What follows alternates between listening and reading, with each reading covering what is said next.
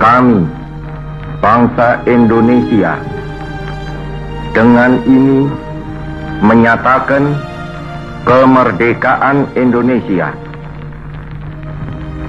Hal-hal yang mengenai pemindahan kekuasaan dan lain-lain diselenggarakan dengan cara saksama dan dalam tempo yang sesingkat-singkatnya. Jakarta, 17 Agustus 1945, atas nama bangsa Indonesia, Soekarno Hatta. Assalamualaikum warahmatullahi wabarakatuh. Hai semua, balik lagi bersama aku Hana. Di video kali ini kita bakalan bahas tentang topik sejarah. Dan buat kalian yang belum tahu, hari ini adalah tanggal 28 Oktober 2020. Tepatnya di tahun ini 111 tahun yang lalu telah lahir salah satu bapak perjuangan bangsa Indonesia, bukan juga Hatta dan bukan juga Soekarno. Dan dia adalah salah seorang yang berjuang di garis belakang dengan jalan kaderisasi kaum perjuangan bawah tanah ataupun pergerakan bawah tanah, serta jago banget berdiplomasi agar Indonesia mendapat pengakuan dari dunia internasional. Siapakah beliau? Dia adalah seorang bertubuh kecil dengan peran yang sangat-sangat besar dan sekali dalam perjuangan kemerdekaan Indonesia yang bernama Sultan Syahrir, atau yang sering juga dipanggil dengan Bung Kecil oleh teman-teman seperjuangannya. Dan dia juga merupakan sosok Perdana Menteri pertama di Indonesia. Langsung saja kita bahas tentang perjuangan dan juga pengorbanan dari Sultan Syahrir terhadap kemerdekaan Indonesia. Check it out!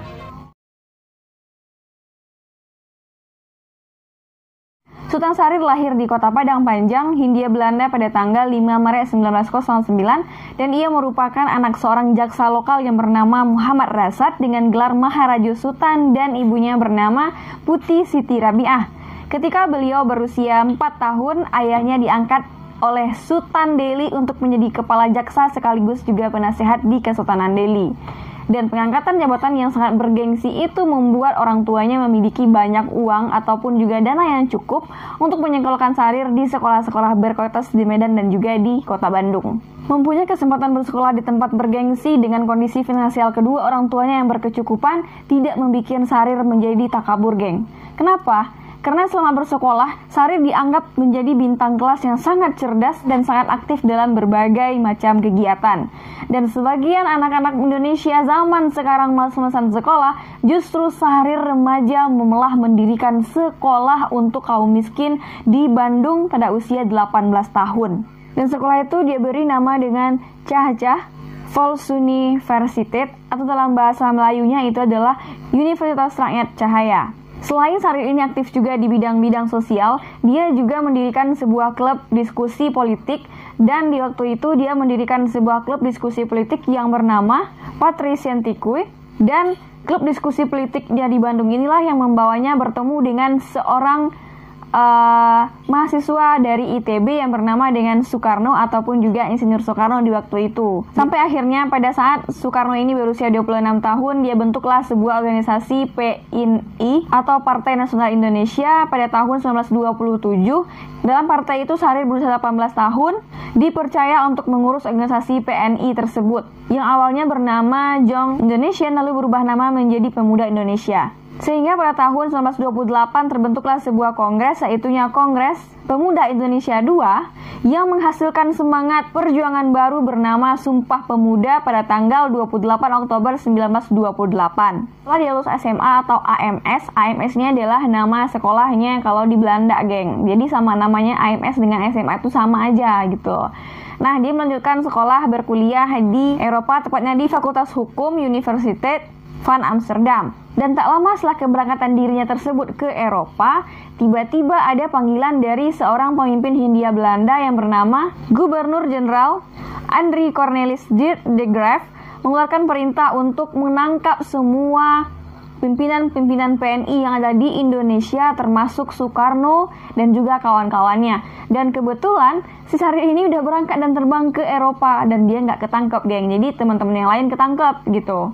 Dan akhirnya Syahrir tersebut udah berkuliah di Eropa, dan itu membuat pemikirannya semakin terbuka untuk dunia internasional, geng. Sampai suatu ketika Syahrir ini mengalami kesulitan keuangan dan dia akhirnya memutuskan untuk pindah kuliah ke Universitas of Leiden Dan di situ dia berkuliah sambil kerja, di mana dia harus mandiri dan tanpa minta uang kepada kedua orang tuanya lagi. Nah, pengalaman kerja pertama itu membuat Syahrir betul-betul merasakan ketidakadilan bagi kaum pekerja, geng. Pengalamannya bekerja serta aktivitasnya di serikat buruh inilah yang membuat pemikiran Syahrir semakin terarah pada gagasan sosialis, demokratis yang mengusung kesetaraan dan juga keadilan. Nah, sementara itu, Perhimpunan Indonesia atau PI di Rotterdam tersebut awalnya dipimpin oleh seorang Muhammad Hatta, geng. Tapi karena ketika itu Hatta lagi kondisinya banyak pikiran banget, dan dia membutuhkan teman untuk berdiskusi, dan akhirnya dia memanggil Sultan Syahrir ini untuk menjadi sekretaris dari PI tersebut. Nah, sejak saat itulah duet maut dua calon bapak bangsa Indonesia ini berbeda umur yang cukup jauh tersebut dipertemukan dan mulai beradu gagasan kenegaraan demi cita-cita gila mereka untuk memerdekakan Indonesia, geng. Dan namun demikian, duet maut ini sempat mengalami kendala karena konflik internal yang terjadi dalam Perhimpunan Indonesia, di mana sebagian besar anggotanya menginginkan perjuangan kemerdekaan dari arah ideologi komunis. Nah, sementara Syahrir dan juga Hatta lebih cenderung ke arah sosialis dan juga nasionalis. Akhirnya, Hatta dan Syahrir pun dikeluarin dari keanggotaan PI atau Perhimpunan Indonesia. Dan ketika pergerakan kemerdekaan Indonesia hampir padam sepenuhnya, Hatta dan juga Syahrir segera untuk menulis surat kabar yang bernama Ngandaulat Rakyat untuk terus menyuarakan suara pemberontakan pada Hindia Belanda untuk membakar semangat pemberontakan. Pada tahun 1931 terbentuklah PNI baru, geng. Dan PNI baru ini lebih bersifat kepada kaderisasi dibandingkan dengan PNI yang lama yang dibentuk oleh Soekarno. Nah, pada waktu itu kalau Soekarno tuh fokus kepada kuantitas, sementara pada Syahrir dan juga Hatta ini mereka lebih fokus kepada kualitasnya gitu loh. Dan tahun 1933 itu Hatta kembali ke tanah air Indonesia dengan menyandang gelar doktorandus, geng. Dan kebetulan di waktu itu juga salah satu tokoh yang ketangkap pertama tersebut adalah Soekarno di tahun 1933 bertepatan dengan pulangnya Hatta dari studinya gitu loh. Khawatir dengan banyaknya fans Soekarno ini yang banyak di Pulau Jawa dan juga sekitar, akhirnya Soekarno ini dibuang jauh-jauh ke Pulau Ende Flores. Dan Februari tahun 1934, giliran duet maut Syahrir dan juga Hatta yang diciduk oleh mereka, geng. Hatta ditahan di penjara Glodok, tepatnya di Batavia, sedangkan Syahrir tersebut ditahan di penjara Cipinang, Master Cornelis. Sampai pada akhirnya Desember 1934, Syahrir dan juga Hatta dan banyak aktivis lainnya seperti Cipto Mangunkusumo dan juga Iwakusuma Sumantri dan kawan-kawannya dibuang ke Bovendigul di pelosok paling pelosok dari pelosok Papua, geng, Pulau Papua. Nah, buat kalian yang belum tahu, Bovendigul tersebut adalah tanah pengasingan yang benar-benar gak ada apa-apanya. Kalaupun ada sedikit penduduk lokal, tetap kalah banyak jumlahnya dengan nyamuk, malaria, dan juga buaya-buaya kelaparan di sepanjang rawa dan juga sungai di sana, geng. Dan 2 Januari 1936, penderitaan Syahrir, Hatta, dan juga kawan-kawan tersebut sudah mulai agak mendingan karena mereka dipindahkan ke Banda Neira yang ada di Maluku. Pada bulan Maret 1942, Belanda menyerah ke Jepang. Dan menyusul bulan Julinya tahun 1942, Soekarno, Hatta, dan juga teman-teman yang lain termasuk Syahrir di situ, mereka berkumpul di rumah Hatta untuk membicarakan tentang kemerdekaan Indonesia. Dan itu adalah sejarah pertama kalinya mereka berkumpul bertiga setelah beberapa tahun mereka diasingkan dan masing-masing mereka tidak pernah bertemu, geng.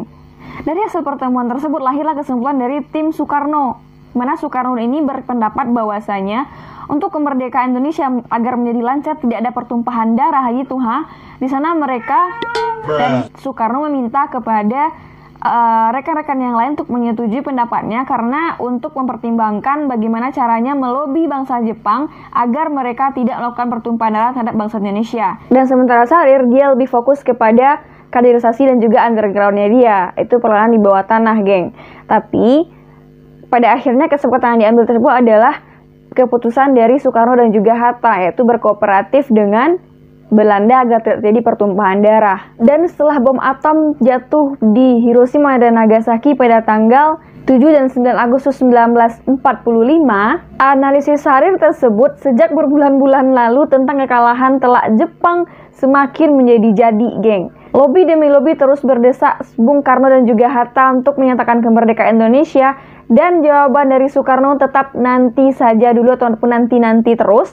Dan sampai hari yang dijanjikan pada tanggal 15 Agustus 1945 yang merupakan tanggal kemerdekaan kita sebenarnya itu ditunda oleh Soekarno karena ada beberapa hal yang perlu untuk diselesaikan. Nah, puncak ketegangan tersebut semakin menjadi-jadi ketika para pemuda dari Menteng yaitu Nyawi, Kana, dan kawan-kawannya menculik Soekarno dan juga Hatta, geng, ke Rengas Dengklok. Dan ketika dengar berita bahwa Dwi Tunggal bangsa Indonesia tersebut ditangkap ataupun diculik oleh pemuda, Sari kaget setengah mati dong. Kenapa? Bayangin aja, di detik-detik yang menentukan kemerdekaan Indonesia, sekelompok remaja tanggung berdarah panas malah nyulik tokoh sentral Indonesia. Dan akhirnya Soekarno dan Hatta dijemput balik oleh Ahmad Subagio untuk menyusun teks proklamasi di rumah Tadasi Meida. Dan keesokan harinya 17 Agustus 1945, Indonesia akhirnya menyatakan proklamasi kemerdekaan dan Syahrir sebagai tokoh arsitek gerakan underground yang selalu bergerak di belakang panggung memutuskan untuk tidak hadir dalam momentum paling bersejarah itu, geng. Nah, berdasarkan kacamata Indonesia udah merdeka tapi mereka masih rapuh. Nah, dari situ Syahrir menyatakan bahwasanya kita perlu pengakuan dari bangsa lain ataupun dari negara-negara lain gitu agar kita semakin kuat. Dan keesokan harinya Soekarno dilantik sebagai presiden dan juga Hatta sebagai wakil presiden. Dan dibentuklah KNIP yang berfungsi sebagai penyeimbang ataupun juga badan legislatif yang disebut juga dengan DPR dan diketuai oleh Syahrir Sadi, guys. Dan di tanggal selanjutnya 14 November 1945 justru Sultan Syahrir ini diangkat sebagai Perdana Menteri pertama di Indonesia pada saat dia berusia 36 tahun. Ada dua prestasi Syahrir yang bikin dia dikenang sebagai diplomat ulung yang sangat cerdik membaca situasi dunia internasional. Yang pertama adalah keputusan cerdiknya untuk memberikan bantuan pada India yang saat itu sedang krisis pangan dengan mengirimkan 5.000 ton beras pada 20 Agustus 1946. Dan jeniusnya lagi, Syahrir sudah meramalkan India tersebut akan segera merdeka dari kolonisasi Inggris dan memiliki kekuatan politik yang cukup kuat. Dan prestasi kedua Syahrir ini adalah dia mensiasati hasil perundingan Linggarjati pada November 1946. Dan walaupun sebenarnya hasil perundingan dari Linggarjati tersebut merugikan Indonesia, akan tetapi Syahrir tersebut mengusulkan untuk menambahkan satu pasal lagi, yaitu perundingan tingkat PBB kalau nanti terjadi perselisihan di antara masing-masing negara gitu, guys. Dan tanpa berpikir panjang, Belanda langsung iya aja semua yang dikatakan oleh si Syahrir ini. Dan ternyata emang benar, pasal tambahan dari Syahrir tersebutlah yang menyelamatkan Indonesia ketika Belanda melancarkan serangan militer agresinya pada tahun 1947. Dan berkat ada pasal tersebut, Belanda terbukti melanggar perjanjian dan harus menuntaskan persengketaan wilayah ini pada sidang internasional. Dan momentum inilah yang membuat seluruh dunia melek bahwa Indonesia sedang ditindas oleh mantan penguasa koloninya. Dan dunia semakin berpihak kepada NKRI dan Belanda tersandung karena keserakahannya sendiri. Nah, dari sini kita bisa berpikir, guys, kalau bukan karena Bung Syahrir, Indonesia mungkin gak pernah kepikiran untuk maju lawan jalan diplomasi dan perundingan. Kalau bukan karena kecerdikan Syahrir juga, dukungan dunia internasional tidak akan sederas itu untuk membela Indonesia di KMB. Nah, pada tanggal 7 Januari 1962 terjadi percobaan pembunuhan kepada Soekarno, dan waktu itu terjadi di Jalan Cendrawasih, Makassar. Orang melemparkan granat dan kemudian granat tersebut untung meleset dan tidak mengenai Insinyur Soekarno waktu itu, guys. Dan peristiwa itu langsung dituduhkan oleh Insinyur Soekarno bahwasanya yang melakukan tersebut adalah Sultan Syahrir. Dan tanpa proses pengadilan, Syahrir tersebut langsung dijebaskan ke penjara, geng. Jadi Soekarno tersebut kayak gelap mata gitu untuk memberikan peradilan kepada Sultan Syahrir. Dan dari situ, saat dia di penjara, semuanya berubah. Karirnya pun menurun, politiknya pun menurun, dan tidak ada lagi yang seperti yang dulu sebelum kiprah politik tersebut berkembang. Dan selama di penjara, dia tidak mampu untuk menggerakkan sebagian anggota tubuhnya. Dia lumpuh dan juga tidak mampu berbicara, dan Soekarno memperbolehkan Syahrir tersebut untuk berobat ke luar negeri, tapi bukan ke Belanda. Dan akhirnya keluarga memutuskan untuk dibawa ke rumah sakit yang ada di Swiss. Di momen ini, kaki Syahrir terangkat terakhir kalinya dari negara yang dicintainya, yaitu Indonesia. Tidak lama setelah peristiwa Super Semar, tepatnya pada tanggal 9 April 1966, Sultan Syahrir meninggal dunia pada umur 57 tahun di Swiss. Hatta terlihat sangat depresi dengan kematian sahabatnya tersebut dan dia sangat-sangat merasa kecewa dengan tindakan yang diberikan oleh Soekarno kepada Syahrir dengan tidak berdasarkan pertimbangan yang matang tapi langsung menjebloskan dia ke penjara. Dan setelah 5 hari kematian dari Syahrir tersebut, Indonesia berkabung total dan dimakamkan di Taman Makam Pahlawan Kalibata. Oke, cukup demikian dulu kisah sejarah kita pada kesempatan kali ini. By the way, tanggal 28 Oktober 2020, selamat Sumpah Pemuda dan Merdeka. Assalamualaikum. Dah.